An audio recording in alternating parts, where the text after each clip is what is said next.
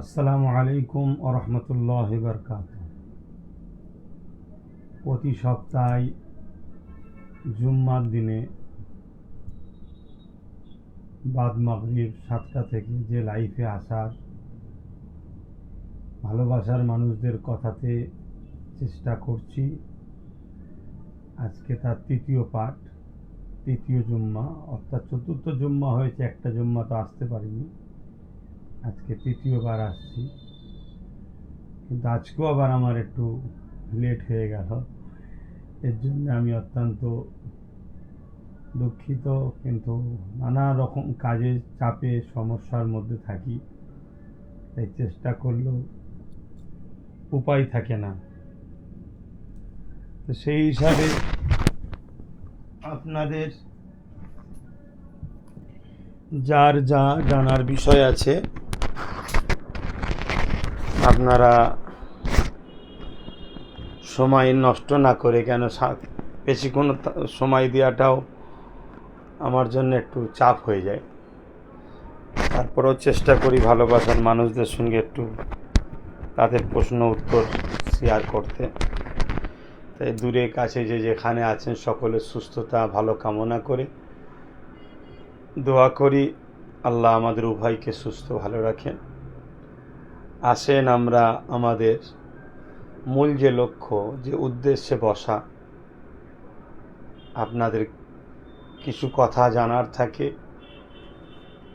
বিভিন্নভাবে দেখা সাক্ষাৎ হলেও কথা বলার সময় হয়ে ওঠে না, বিভিন্ন প্রোগ্রামে বিভিন্ন জায়গায়।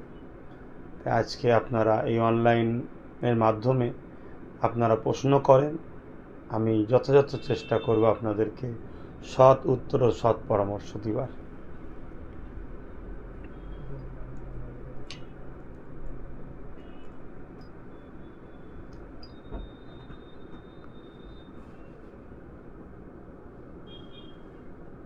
বিভিন্ন মানুষের প্রশ্ন, দেশ জুড়ে বাংলার শ্রমিকদের উপর এখনও অমানবিক অত্যাচার চলছে। মহারাষ্ট্র, গুজরাট, রাজস্থান, উড়িষ্যা বিভিন্ন রাজ্যে বাঙালিরা আজ অত্যাচারের মুখে। কি বলবেন? হ্যাঁ, এটা আমরা দেখছি, এটা অত্যন্ত দুঃখ এবং কষ্ট লাগছে যে নিজের দেশে নিজের দেশবাসীর ওপরে প্রশাসনিক সহযোগিতা নিয়ে, বিভিন্ন জায়গায় প্রশাসনেরও সহযোগিতা নিয়ে যেভাবে বাঙালিদের ওপরে অত্যাচার হচ্ছে, এটা শুধু মুসলমানদের ওপরে হচ্ছে আমি মনে করছি না, হয়তো তুলনামূলক মুসলমানদের ওপর একটু বেশি হচ্ছে, কিন্তু অনেক রাজ্যে দেখছি বাঙালিদের ওপরেও হচ্ছে। অন্য ধর্মের মানুষ কিন্তু বাঙালি, তারা বাংলা ভাষা বলে, তাদের ওপরও জুলুম হচ্ছে। এটা অত্যন্ত দুঃখজনক। তবে এ বিষয়ে আমি আমার প্রত্যেকটা বাংলা ভাষাভাষী ভাইকে বলবো, এতে কড়া পদক্ষেপ আমার রাজ্য সরকারের নেওয়া উচিত। কেন আমার রাজ্য থেকে সরকারিভাবে আমরা 20 থেকে 22 লক্ষ কম বেশি মানুষ ভিন্ন রাজ্যে কাজ না থাকার জন্য পর্যায়ী শ্রমিক হয়ে লেবার বা বিভিন্ন কাজে তারা বিভিন্ন রাজ্যের মধ্যে আছে। কিন্তু এটাও ঠিক উল্টো, অন্য অন্য রাজ্য থেকে আমার রাজ্যে 2 কোটির কম বেশি মানুষ আমার রাজ্যে রুজি রুটির মাধ্যম হচ্ছে। যেমন উড়িষ্যার কথা বলি, উড়িষ্যাতে আমার রাজ্য থেকে কম বেশি 30,000 মানুষ আমার রাজ্য থেকে উড়িষ্যায় কর্মের জন্য গেছে। কিন্তু অপরদিকে উড়িষ্যা থেকে 3 লক্ষ মানুষ আমার রাজ্যে কর্মের জন্য এসেছে। অবশ্যই আসতে পারে, সবটাই তো ভারতীয় আমরা। কিন্তু আজকে উড়িষ্যার বুকে যেভাবে প্রশাসনের গাফলতি বলতে পারি বা প্রশাসনকে সহযোগিতা নিয়ে বলতে পারি, অনেক জায়গায় দেখা যাচ্ছে বাংলা ভাষার মানুষের উপরে যে অত্যাচার, অমানবিক অত্যাচার হচ্ছে, এ জায়গায় রাজ্য সরকারের উচিত উড়িষ্যা সরকারের গভর্নমেন্টের সঙ্গে কথা বলা এবং খুব পাওয়ারের সঙ্গে কথা বলা দরকার যে আমি ভারতেরই একটা অঙ্গরাজ্যের, আপনিও ভারতের একটা অঙ্গরাজ্যের মানুষ, দেশের মধ্যেই কাজ করছে। যদি 3 লক্ষ, আপনি আমার 30,000 বাঙালিকে যদি সেলফ দিতে না পারেন, তাহলে আমি 30,000 বাঙালিকে ফিরিয়ে নিয়ে আপনার যে 3 লক্ষ উড়িয়া আছেন, উড়িষ্যার মানুষ, তাদেরকে ফিরিয়ে দেবো। হ্যাঁ, আমরা এর পছন্দ নয়, কিন্তু আমার বাংলার সন্তানকে বাঁচাবার স্বার্থে যদি উড়িষ্যা গাফলতি করে তাহলে রাজ্য সরকারকে পদক্ষেপ নেওয়া দরকার। পাশাপাশি অন্য রাজ্যেতেও ঠিক এভাবে প্রতিটা সিএমের সঙ্গে কথা বলা দরকার। কিন্তু দুঃখের বিষয়, বাংলার সিএম এ বিষয়ে একেবারে অনীহা প্রকাশ করছে, কোনো গুরুত্বই নাই। কেন? বাংলা থেকে যারা গেছে তারা গরিব লেবার শ্রেণীর মানুষ, সরকার তো পুঁজিপতিদের, কি সেন্টার কি রাজ্যের, এরা সময়ে শুধু বলবে আসো ভোট দাও চলে যাও। তাই আমার বাংলার পিছিয়ে পড়া গরিব মানুষ যারা রুজির জন্য বাইরের রাজ্যে গিয়ে বিপদে পড়ছেন, এই দিনটাকে ভুলে যাবেন না। আমি দোয়া আশীর্বাদ করি মালিক আপনাদেরকে বিপদ থেকে উদ্ধার করেন। এবং এ বিষয়ে আর একটা ছোট্ট কথা বলি, নওশাদ সিদ্দিকী কিন্তু এ বিষয়ে সেটা ছোট্ট এমএলএ, একটা ছোট দলের একটা এমএলএ থাকার পরও সে কিন্তু যথাযথ চেষ্টা করেছে। এই চেষ্টাতে ভিন্ন রাজ্যে বিভিন্ন জায়গা থেকে রিপোর্ট পাচ্ছি আমরা অনেকে, যে আমরা একটু স্বস্তি পাচ্ছি। কিন্তু আজকে রাজ্যের সিএম যদি এই পদক্ষেপটা নিত তাহলে আমার বাংলার মানুষ অনেকটা নিরাপদ পেত। আগামী দিন আমাদেরকে কিন্তু বুঝে বুঝে পা ফেলা দরকার। বাইরের রাজ্যে থাকলেও আমরা অনেক জায়গায় বলেছি, বাইরের রাজ্যে থাকলেও নিজের রাজ্যে নিজেদের একটা পাওয়ারের প্রয়োজন আছে, এটা আমি মনে করি। যাক, আপনাদের সুস্থতা কামনা করি, এই বিপদ থেকে আপনারা মুক্ত হন। তবে আমি মনে করব জীবন অনেক মূল্যবান জিনিস, খুবই সমস্যা হলে আপনারা বাংলায় ফিরে আসুন, সংগঠিত হন, আপনাদের সাথে আমি আছি। বাংলা সরকারকে আপনাদের রুজি রুটির ব্যবস্থা করতে হবে, কেন গভর্নমেন্ট এটা বলেছে সরকারকে শিক্ষা, স্বাস্থ্য, বাসস্থান, কর্মস্থান দিতেই হবে, এটা আমাদের সংবিধান। অতএব রাজ্য যদি দিতে না পারে আর দুটো যদি কথাও খরচ না করতে পারে, সেই রাজ্যের সরকারের মনে হয় ক্ষমতায় বসে না থেকে সরে যাওয়াটাই ভালো, আমি মনে করি। মোহাম্মদ তুহিন জানাচ্ছে যে দাদা, সরকার অনুমোদিত 235টি আনএডেড মাদ্রাসার বেহাল দুর্দশা এবং শিক্ষক শিক্ষিকাদের ন্যূনতম সাম্মানিক বেতন দেওয়া হচ্ছে, দয়া করে আমাদের ব্যাপারে মুখ খুলুন। মানে উনি একজন শিক্ষক। দেখুন, আনএডেড মাদ্রাসা নিয়েও কিন্তু আমার, যদি আমি ক্যাসেট দেখেন, পিছনে যদি আমার ভিডিও দেখেন, আনএডেড মাদ্রাসা নিয়েও কিন্তু আমি একটা সময় লড়াই করেছি। কিন্তু লড়াইয়ে সব জায়গায় দাদা আমি একা হয়ে গেছি, কেউ আমার পাশে দাঁড়ায়নি। তারপরেও কিন্তু আমি মানুষের জন্য আজও লড়াই করে যাচ্ছি। তবে আনএডেড মাদ্রাসা আমি মনে করি এটা একটা সম্পূর্ণ টোপ দিয়ে মানুষের সম্পদকে, মানুষের অর্থকে খরচ করিয়ে দিয়ে তাদের জায়গাগুলোকে সরকার হস্তক্ষেপ করার একটা পরিকল্পনা মাত্র। নচে যে কথা দিয়েছিল সে কথার কিন্তু বাস্তব কোনো রূপ হয়নি। তাই শুধু আনএডেড নয়, আজকে 26,000 চাকরিজীবী দেখুন, বা অনেক পরীক্ষার্থীদের দেখুন, বা 10,000 মাদ্রাসা শিক্ষা প্রতিষ্ঠান বা সংখ্যালঘুদের ভ্যাকান্সি খালি থেকে দেখুন। সর্ব জায়গায় কি কেন্দ্রের সরকার কি রাজ্য সরকার শিক্ষাটাকে পুরো তুলে দিবার একদম পুরোভাবে, মানে আধা পানি খেয়ে একটা কথা আছে না, সেভাবে লেগেছে। শিক্ষাকে শেষ করে দাও। কেন? শিক্ষা যদি থাকে, শিক্ষা প্রতিষ্ঠান যদি থাকে, মানুষ যদি শিক্ষা পায়, তাহলে মানুষ কিন্তু অন্যায়কে অন্যায় বলবে, ন্যায়কে ন্যায় বলবে। তাই হুকুমাতদের, গভর্নমেন্টের অন্যায়ের বিরুদ্ধে কথা বলার নতুন প্রজন্ম কেউ যেন না হয়ে ওঠে, তাই শিক্ষার মেরুদণ্ডকে ভেঙে দিবার ষড়যন্ত্র চালাচ্ছে।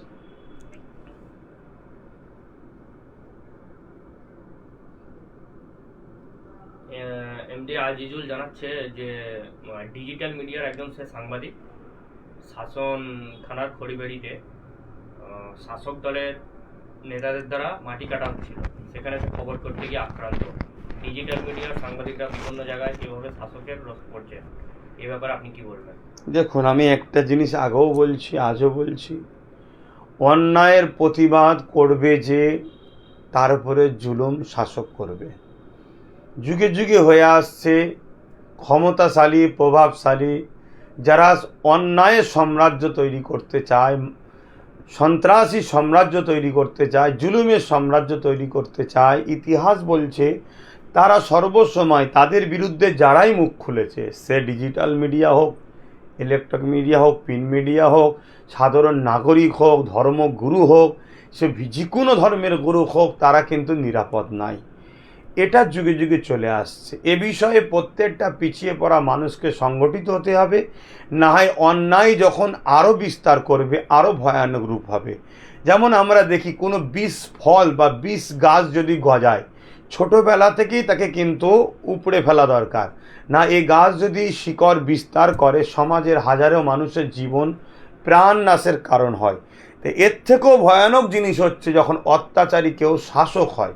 তাহলে আজকে যেভাবে বিভিন্ন জায়গায় বালি মাফিয়া, মাটি মাফিয়া, কয়লা মাফিয়া, গরু চুরি থেকে শুরু করে যে দুর্নীতি চলছে পুরো দেশ এবং রাজ্য জুড়ে, এর বিরুদ্ধে কথা বলতে গেলে এই মাফিয়ারা হাত তুলবে। এবং আরেকটা দুঃখের সাথে বলতে হয়, আমাদের যে প্রশাসন ভাইরা আছে, এই প্রশাসন ভাইদের মধ্যে একটা অংশ তারা এই অসভ্য বর্বর জালিম শাসকদের বা তাদের গুন্ডা বাহিনীদের দলদাস হয়ে গেছে সামান্য ভিক্ষার জন্যে। এই জন্যে আজকে সমাজে আর সংবিধান চলে না, আইন ব্যবস্থা চলে না, যারা মিডিয়ার বন্ধু তাদের কথা চলে না। এটা অত্যন্ত আমার দেশের জন্য, দেশবাসীর জন্য একটা ভয়ঙ্কর সংকেত দিচ্ছে। তাই আমার ফ্রেন্ড যারা মিডিয়া রয়েছেন তিনাদেরকে বলবো, আপনারা আরও বেশি বেশি করে এই অন্যায়কে খতম করার জন্য আপনাদেরকে আরও এগিয়ে যেতে হবে, ভয় খেলে হবে না। দেশের জন্য বহুত প্রাণ দিয়েছে মহামনীষীরা, আমাদেরকে একটু আঘাত সহ্য করতে হবে দেশকে বাঁচাবার এবং নতুন প্রজন্মকে একটা সুস্থ সমাজ দিবার জন্য। গত কয়েকদিন আগে দেখা গেল রাজ্যের যিনি অভিভাবিকা এবং মুখ্যমন্ত্রী 70% মাইনরিটি যেখানে মুর্শিদাবাদ, সেখানে গিয়ে ওয়াকফ অ্যামেন্ডমেন্ট বিল দিয়ে তিনি জানালেন যে এই বিষয়ে যারা কথা বলবে তাদের সব থেকে বড় শত্রু আমি হব। এ বিষয়ে কি বলবেন? দেখুন, এ কথাটা তো তিনি বলবেন, এটা স্বাভাবিক, কেন তিনি ইসলামের আগাগোড়ায় একটা চরম দুশ্মন। এটা আমি অনেক আগে থেকে বলে আসছি। আমি অনেক জায়গাতে টাকা বার করেও দেখিয়েছি যে টাকা রিপিট আর রিপিট, কেন্দ্র সরকার রাজ্য সরকার উভয়ে এক। ইসলামের দুশ্মন যারা হবে তারা তো ইসলামিক পক্ষে কথা বললে তাদের কষ্ট হবে, তাদের ব্যথা হবে, তাদের হাতে ক্ষমতা আছে, ক্ষমতা প্রয়োগ করে ইসলামকে মিটাতে চাইবে, ইসলামের পক্ষে কেউ কথা বললে আন্দোলনকে রুখতে চাইবে, সে হুমকি তো সে দেবে। তবে আমার কিছু প্রশ্ন আছে এই বিষয়টার উপরে, আমারও কিছু কথা আছে। প্রথম কথা হচ্ছে 70% যেখানে মুসলিম সংখ্যাগুরু বলছেন, মুসলিম রয়েছে সংখ্যা 70%, তার মানে সেখানে সংখ্যাগুরু তারা মুসলিম। বক্তব্য যেখানে দিচ্ছিল সেখানে কি মুসলমান ছিল না? তারা এই বক্তব্যটার কোনো কন্ডেম করেছে? তারা কি একটা এই বক্তব্যটাকে সংবিধান বিরোধী, যে আপনি সংবিধান বিরোধী বক্তব্য দিচ্ছেন, এমন কোনো আওয়াজ তুলেছে? তাহলে যে দেশে, যে এলাকায়, যে সমাজে মুসলিম সুরাতে কিন্তু হাকিকতে মুসলমান নয়, সেখানে 70% থাক আর 100% থাক, সেখানে এই সকল ইসলামের দুশ্মনরা এটা বলাটা স্বাভাবিক। দ্বিতীয় নম্বর কথা, এই কথাটাকে কেন্দ্র করে তথাকথিত রাজ্য সরকারের যেসব পীর, পীরজাদা, মোল্লা, মৌলবী, মুফতি, ইমামরা রাজ্য সরকারের সঙ্গে ভালোবাসা সুসম্পর্ক রেখে চলেছে দীর্ঘদিন ধরে, রাখতে পারে, কেন তারা হয়তো ভেবেছিল এটা ভালো মুখ্যমন্ত্রী হবে। কিন্তু আজকে যখন এত বড় একটা সংবিধানের বিরুদ্ধে এবং ইসলামের বিরুদ্ধে কথা বলল, এ বিষয়ে সেই সকল মুফতি, মৌলানা, হজরতরা কোনো রকম মন্তব্য, কোনো রকম রিয়াকশান, কোনো রকম বাইট কি তেনারা দিচ্ছেন? রাজ্য সরকার যখন জেনে গেছে 70% হোক আর 7% হোক, আমার তো কিনা গোলামিরা, অতএব আমার গোলামের সামনে আমি যা কিছু বলতে পারি। এদের কাছে যদি ইসলাম আগে হতো তাহলে রেড রোডে ঈদের নামাজে যেখানে নারীদের যাওয়া নিষেধ, সেখানে রাজ্যের সিএমকে রেড রোডের আয়োজক মৌলানা যারা আছে, ইমাম যারা আছে, তারাই তো নিয়ে যায়। এবং আমরা দেখেছি ভোটের সময় প্রচারের দিকে খেয়াল করে মসজিদের মধ্যে এই রাজ্যের সিএম ঢুকে গেছে, যেখানে মসজিদে ঢুকা কতটা ইসলাম সম্মত হয় এটাও জানা দরকার। কেননা একটা পবিত্রতার ব্যাপার থাকে, সেটা প্রত্যেকটা ধর্মস্থানেরও পবিত্রতা তার কাছে থাকে, আমারও আমার ধর্মস্থানের। তো এইগুলোকে তিনি তো দীর্ঘদিন দেখে বুঝে নিয়েছে যে এরা নামে মুসলমান, এদের মধ্যে বড় অংশ আমার কিনা গোলাম, যারা হাকিকাতে অর্থের কাছে, সামান্য ভিক্ষার কাছে বিক্রি, তাই এ কথা বলার সাহস পেয়েছে। আর একটা কথা আপনাদেরকে আমি একটু জানাই, বিহারে নীতিশ যে সরকার আছে, কি পাল্টু বাবাজি নাকি, এটা একটা পল্টুরাম। পল্টু নাকি নাম, একটা তার নাম দিয়েছিল মানুষ, পাল্টি মারে শুধু তাই। তো যাক, সেই নীতিশের যখন এই বিজেপি যখন এই ওয়াকাফ কালাকানুন করলো, নীতিশের দলের কিন্তু অনেক বড় বড় রাজনীতির পদ থেকে তারা পদত্যাগ করেছে। এত বড় কথা যখন বলেছে, রাজ্যে যারা মুসলিম দাবিদার এমএলএ এমপি আছে তারা কি পদত্যাগ করবেন? তারা কি, যেমন আমাদের মৌলানা সিদ্দিকুল্লাহ সাহেব রয়েছেন, সম্মানের সাথে বলছি, মৌলানা মানুষ, কিন্তু কি বলি আর, ইনারা কীরকম মৌলানা আমার তো মাঝে মাঝে মাথায় ঢোকে না। আমি ছোট মানুষ, না ঢোকাটাও স্বাভাবিক অবশ্য। তবে ইনারা কি দল ত্যাগ করবেন? এনারা কি এই বিষয়ে কোনো মুখ খুলবেন? না এনারা নিজেদের গদি টিকিটের স্বার্থে মুসলিম জাতির সঙ্গে যেমন বিট্রেরে করছে আগামী দিন বিট্রেরে করবেন? এবং তথাকথিত যারা পীরজাদা মুফতি মৌলানা এই সরকারের সঙ্গে তাল মিলিয়ে চলছিলেন, তারা কি আগামী দিন এই সরকারের এই যে গরম, এই যে ইসলাম বিদ্বেষী কঠোর মনোভাব, যা আমি সব থেকে বড় শত্রু হব তুমি মসজিদ মাদ্রাসা কোরআনের পক্ষে যদি দাঁড়াও, অর্থাৎ ওয়াকাফ কালা কানুন বিরোধী করো, তাহলে এই সরকারের বিরুদ্ধে কি আলেম ওলামা ইমাম পীরজাদারা কথা বলবেন? না সরকারের থেকে দূরত্ব বাড়াবেন? না আগামী দিন একটু বেশি খরচ দিলে আবার সরকারের সঙ্গে গা মিলাবেন? এটা কিন্তু প্রশ্ন থেকে থাকছে। পাশাপাশি আমি এটাও বলবো, বাংলার মানুষকে, আপামর মানুষকে ভাবাবো যে ওয়াকাফ কালাকানুন একটা গণতন্ত্রের বিরুদ্ধে, সংবিধানের বিরুদ্ধে। অতএব সংবিধানকে বাঁচাবার স্বার্থে যখন লড়াই, তা কেন্দ্র সরকার যেমন সংবিধানের বিরুদ্ধে, এই আইনের লড়াই করতে পারবে না কেউ যদি বলে, তাহলে সেও সংবিধানের বিরুদ্ধে। পাশাপাশি এটাও বলবো, কেন্দ্র সরকারের কালাকানুন তৈরি করেছে, তার বিরুদ্ধে যখন আন্দোলন করা হচ্ছে, কেন্দ্র সরকার এ কথা এখনও বলেনি যে এই বিলের বিরুদ্ধে আইন লড়াই করলে আমি সবথেকে বড় দুশ্মন হব। রাজ্য সরকার বলছে, তাহলে রাজ্য সরকার বিজেপির বিরুদ্ধে কথা বললে এত সমস্যা হচ্ছে কেন? আমি নিশ্চয়ই বলেছি, এনাদের দুজনের মাথা নাগপুরে বাঁধা আছে, এনারা দুজন চলে নাগপুরকে খুশি করে। তাই আমি বলবো, এগুলো আল্লাহর পক্ষ থেকে আমাদেরকে সজাগ করার একটা নমুনাও হতে পারে, যে দেখো কাদের ওপরে বিশ্বাস করছো। তাই এ থেকে শিক্ষা নেওয়া দরকার। পাশাপাশি আমাদের সবচেয়ে বড় দুঃখ সেটা হচ্ছে আমাদের ক্ষতি আমাদের কওমের মুনাফিকরা করছে। তাই মুনাফিক চেনার চেষ্টা করুন। গত সপ্তাহে দেখা যাচ্ছে ইউপি গুজরাটের ছায়া বাংলায়, বেলগাছিয়া ও হাওড়া, এখানে ধর্মের স্লোগান দিয়ে সংখ্যালঘু মানুষদের ওপর আক্রান্ত করা হচ্ছে, মুসলিম মানুষদের ওপর, এবং তার প্রতিবাদ করায় আইএসএফ নেতা হাওড়া জেলার নাসির ভাই গ্রেপ্তার প্রশাসনের হাতে। কি বলবেন? দেখুন, আমি নাসির ভাইকে ধন্যবাদ জানাই। দেশের জন্য লড়াই করতে গিয়ে আমাদের দেশের অনেক মহামানবরা জীবন দিয়েছে। আপনি সেই দেশকে বাঁচাবার জন্য, দেশবাসীর পাশে দাঁড়ানোর জন্য জেল খাটছেন, এটা আপনার জন্য একটা গর্বের বিষয়। আশা রাখছি দেশের আইন ব্যবস্থা আপনার সাথে আপনার পাশে দাঁড়াবে, আপনার সঙ্গে অবশ্যই ইনসাফ হবে, জাস্টিস হবে, এটা আশা রাখছি। দ্বিতীয় নম্বর কথা, উত্তরপ্রদেশের ছায়া আমার রাজ্যে, এটা তো নতুন নয়। উত্তরপ্রদেশে হিজাব পরার জন্য স্কুলে ঢুকতে দেওয়া হয় না, আমার রাজ্যে অনেক দিন হয়। আমার রাজ্যে গত সপ্তাহে সম্ভবত হাওড়া জেলার এই আশপাশে কোনো জায়গায় ছোট্ট একটা বাচ্চা মেয়েকে স্কুলে জয় শ্রীরাম স্লোগান দিতে বাধ্য করেছে। এটা তো উত্তরপ্রদেশে হওয়া। উত্তরপ্রদেশ আর দক্ষিণ প্রদেশ বড় কথা নয়। মনে রাখবেন, রাজ্যে এবং উত্তরপ্রদেশে একটাই সরকার চলছে, নাগপুরের সরকার। অতএব সেই জায়গাতে এখনো ঘটবে। পশ্চিমবাংলায় একটু আস্তে আস্তে ভেতরে ভেতরে স্লো পয়জন দিয়ে হয়, আর উত্তরপ্রদেশে প্রকাশ্য হয়।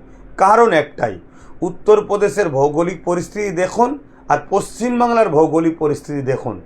উত্তরপ্রদেশের থেকে পশ্চিমবাংলায় মুসলিম সম্প্রদায়ের সংখ্যাও বেশি, এখানে মুসলিমদের ভোটটার প্রয়োজন আছে।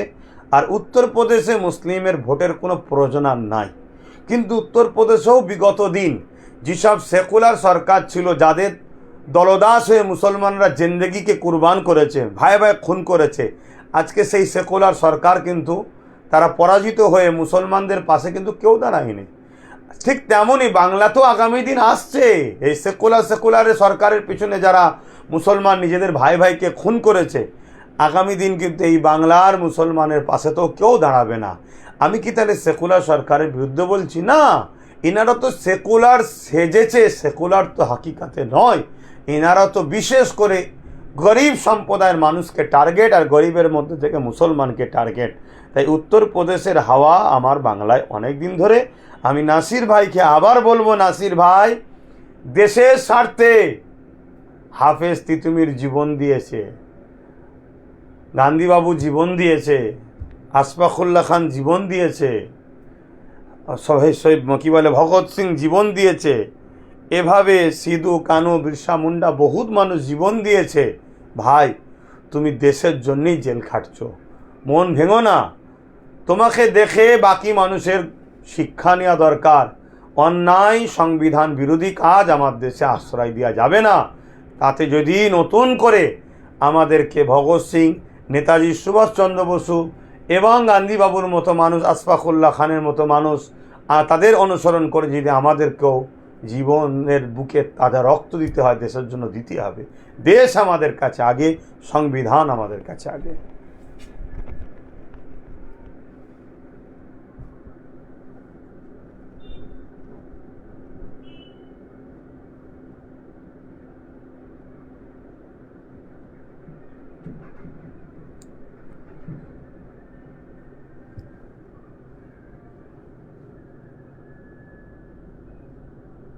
অনেকে প্রশ্ন করছে যে আপনি সমাজ পরিবর্তন কি একা করবেন, না একত্রিত অনেক সংগঠনকে পাশে নেবেন?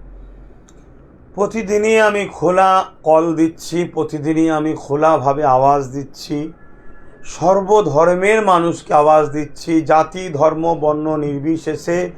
মনে রাখবেন, গরিবদের জন্য বড় বিপদের সংকেত আসছে। তাই গরিব সে হিন্দু হতে পারে, আদিবাসী হতে পারে, সাঁওতাল হতে পারে, এসসি হতে পারে, এসটি হতে পারে, সে তার ধর্ম, তার পরিচয় তার হৃদয়ের কাছে। গরিব মানুষ আমাদেরকে সংগঠিত হতে হবে, এটা আমি সর্বসময় কল দিচ্ছি। বিশেষ করে মুসলিম সম্প্রদায়ের যেসব উলামা হজরত, বিশেষত সংগঠন আছে, তিনাদেরকে আমি খোলা কল দীর্ঘদিন ধরে দিয়ে আসছি, আসুন সংগঠিত হন। বিগত দিন যখন আমি চিৎকার দিয়েছি, কেউ আমার পাশে এসে দাঁড়ায়নি। উপরন্তু আমাকে বহুত মানুষ নানান ভাষায় গালিগালাজ করেছে, নানান ভাষায় ক্রিটিসাইজ করেছে। আমি সব দুঃখ কিন্তু আজকে ভুলে দিতে চাই।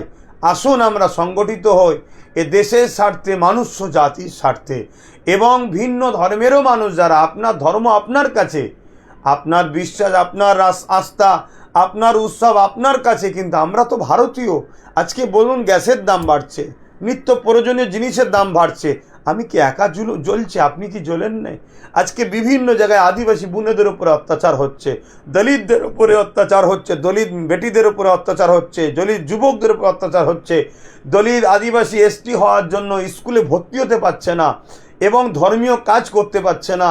মণিপুরের কথা ভেবে দেখুন কি হচ্ছে। পুরো রাজ্য, দেশ জুড়ে আজকে যে অশান্তি চলছে, এ জায়গায় সমস্ত পিছিয়ে পড়া মানুষকে এক জায়গায় হওয়া আহ্বান আগেও দিচ্ছি, আজও দিচ্ছি। যদি কেউ আমার একটা নম্বর বলছি, নম্বরে ফোন করুন। যদি আপনি আসতে না পারেন, একটা কল করে বলুন আমি এই সংগঠন করি, আপনি আমার কাছে আসুন, আমি আপনার সঙ্গে বসতে চাই। আমি এই রেকর্ড বলছি, আমি আপনার কাছে যাব, আমি নিজে যাব, যে আপনার সঙ্গে বসবো, দেশের স্বার্থে, মানুষ জাতিকে বাঁচাবার স্বার্থে। আমার নম্বর আবার একবার বলছি, আমার নম্বর আছে অনলাইনে, আবার বলছি 9830825982। ছোট হোক বড় হোক, আরে কে, আমরা এক হতে হবে এখন, দেশের স্বার্থে এখন, মানুষ জাতিকে বাঁচাবার স্বার্থে এখন। না হয় কিন্তু বড় ভয়ানক পরিস্থিতি সবার জন্য আসছে। আবার একবার নম্বরটা বলছি, 9830825982। এই নম্বরে হোয়াটসঅ্যাপ আছে। যদি কোনো কারণে ফোন না তুলতে পারি, দুঃখিত তার জন্যে। আপনি হোয়াটসঅ্যাপে ভয়েস কল করুন, আমি শুনবো। ভয়েস কলে আপনার নম্বর দেবেন, আমি অবশ্যই সেই নম্বরে কল করে আপনার সঙ্গে আমি কথা বলবো। বলে এক জায়গায় হতে চাই, দেখুন, একটা সমাজকে পরিবর্তন করতে গেলে সবার প্রয়োজন। এখানে কে ছোট, কে বড়, কে কালো, কে ফর্সা, কে মুসলমান, কে হিন্দু, কে দলিত, কে আদিবাসী, আমরা সবাই সমাজের নাগরিক, সমাজের মানুষ। সমাজ নোংরা হচ্ছে, সমাজকে বাঁচতে গেলে সমাজেরই ভালো মানুষকে আগিয়ে আসতে হবে। আসুন সবাই মিলে পরিবর্তন করি। হাফিজুর রহমান বলছে পীরজাদা আব্বাস সিদ্দিকী ভাইজানের র্যাডার এতটাই শক্তিশালী যে কোনো ছলচাতুরি সহজেই ধরা পড়ে, জাতি বুঝবে কবে? যখন আমি নিজেকে কি জিনিস, আমি কি ব্যাপার অত জানি না, তবে এতটুকু জানি আমার মধ্যে কিছু জিনিস যেটা আমি মনে করি এটা সৃষ্টিকর্তার পক্ষ থেকেই হয়তো হয়, যেটা আমার দিল গাওয়া দেয় বারবার এই কথাগুলোকে বলার জন্য, জাতিকে বলার জন্য বারবার মনের ভেতর থেকে একটা ধাক্কা মানে হয়, যেটাকে আমি বুঝিয়ে বলতে পারবো না, ওসব জিনিস বুঝিয়ে বলতে পারবো না।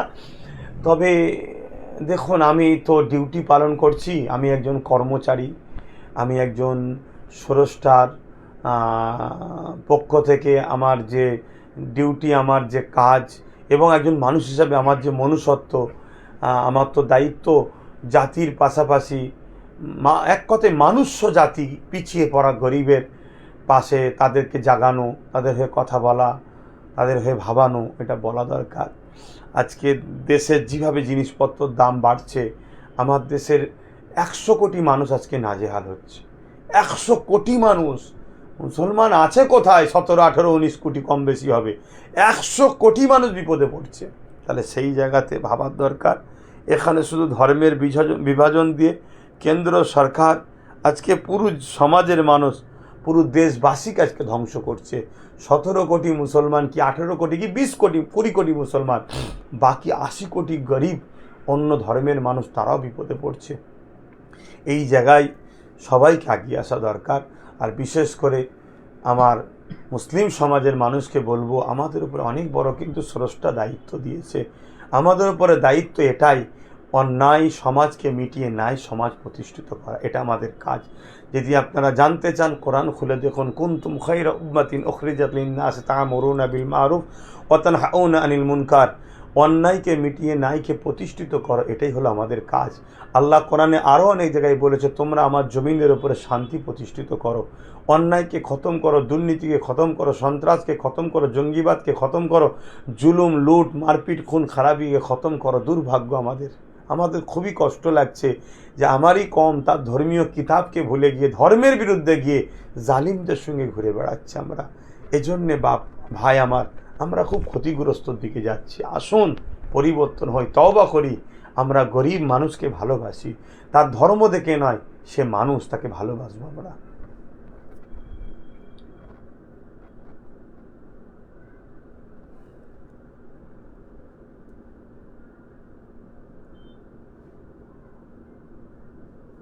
রাজ্যের বিভিন্ন প্রান্তের মানুষ আপনাকে সালাম জানাচ্ছেন এবং দোয়ার আশা রাখছেন।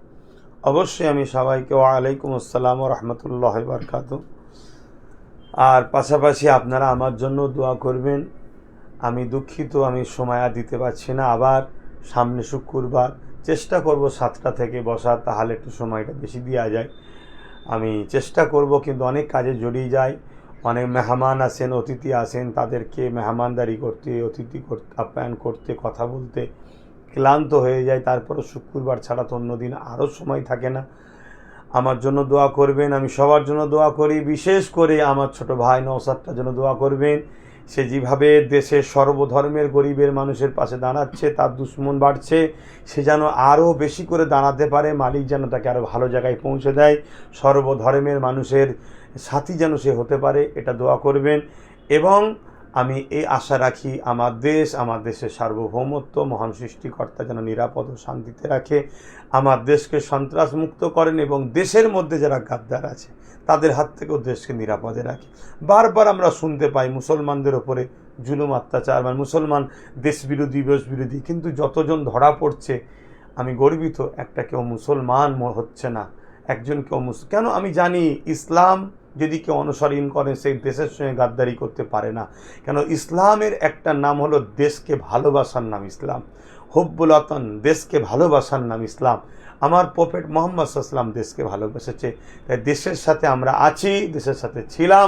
আমাদের নতুন প্রজন্মকেও আমরা এই শিক্ষাই দিয়ে থাকি, দেশকে ভালোবাসো। নবীর প্রকৃত উম্মত যদি হতে চাও, সব কাজ যেমন করবে, দেশকে ভালোবাসা এটা উম্মতে মোহাম্মদের একটা দায়িত্ব, নবীর সুন্নাত এটা। তো যাক, আমি দুঃখিত আপনাদের সঙ্গে আমি থাকতে পারলে আরও ভালো লাগতো। ইনশাল্লাহ আবার দেখা হবে। সুস্থ থাকেন, ভালো থাকেন। আল্লাহ হাফেজ। ভারতবর্ষ জিন্দাবাদ। সকলে সুস্থ ভালো থাকেন।